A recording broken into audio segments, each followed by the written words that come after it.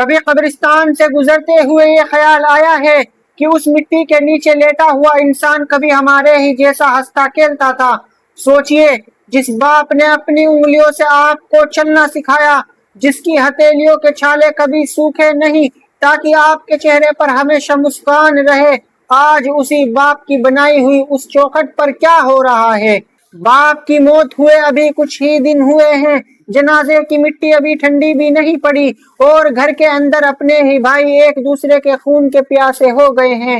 جس گھر میں کبھی دعائیں گونجا کرتی تھی، آج وہاں صرف حق مارنے اور چھیننے کی آوازیں گونج رہی ہیں۔ السلام علیکم ورحمۃ اللہ وبرکاتہ۔ دوستو، آج ہے ہمارا 100 ڈے اسلامک ریمائنڈر چیلنج کا ڈے 77۔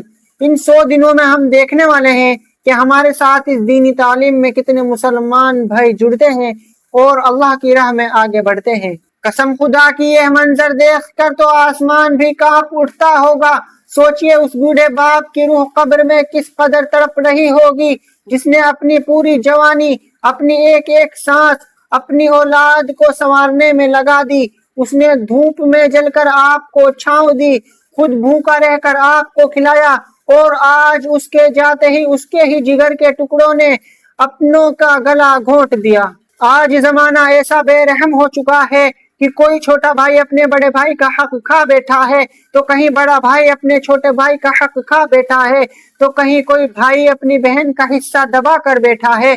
ذرا سوچئے اس بے بس انسان کے بارے میں جس کا حق صرف اس لیے چھین لیا گیا کیونکہ آج سر پر اس باپ کا سایہ نہیں رہا جو سب کے بیچ انصاف کی دیوار بن کر کھڑا تھا۔ کیا ہم بھول گئے ہیں کہ آج ہم جو زمین، جو مکان اور جو دولت اپنوں سے چھین رہے ہیں، کل اسی مٹی کے نیچے ہمیں بھی تو دفن ہونا ہے۔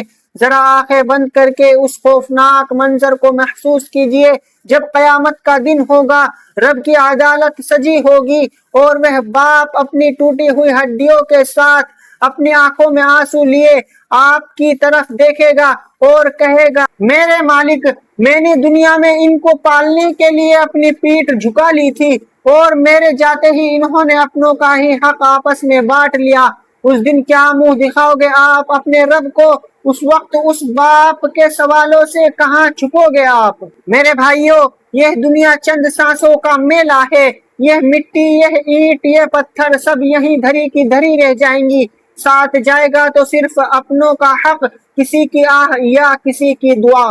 اگر آج بھی آپ کے دل میں کسی بھائی کا، کسی بہن کا یا کسی اپنے کا حق دبا ہوا ہے تو خدا کے واسطے اپنے اندر کے گھمنڈ کو مار ڈالیے۔ آج ہی اس حق کو اس کے مالک کے حوالے کر دیجئے۔ اپنے بھائی کو سینے سے لگا لیجئے، اپنی بہن کے پیروں میں گر کر معافی مانگ لیجئے، اس سے پہلے کہ موت اچانک آ جائے اور آپ کو توبہ کرنے کا ایک موقع تک نہ ملے۔ اگر اس سچ نے آپ کے سینے کو چیر دیا ہے اور آنکھوں میں آنسو لا دیے ہیں تو اس ویڈیو کو کسی اپنے تک ضرور پہنچائیں۔ کیا پتہ آپ کی وجہ سے کسی کا ٹوٹا ہوا گھر جڑ جائے اور کسی کی آخرت سنور جائے۔ اللہ ہم سب کو صحیح سمجھ عطا فرمائے اور دوسروں کا حق کھانے سے بچائے، آمین۔ دوستوں، ملتے ہیں ڈے 78 میں ایک اور نئی ویڈیو کے ساتھ، تب تک کے لیے اللہ حافظ۔